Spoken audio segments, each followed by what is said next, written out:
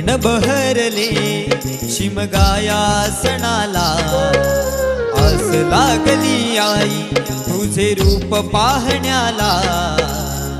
देव माझा एक वर्षान येतो भेटीला, आनंद लागाव खांदा देतो पालखीला।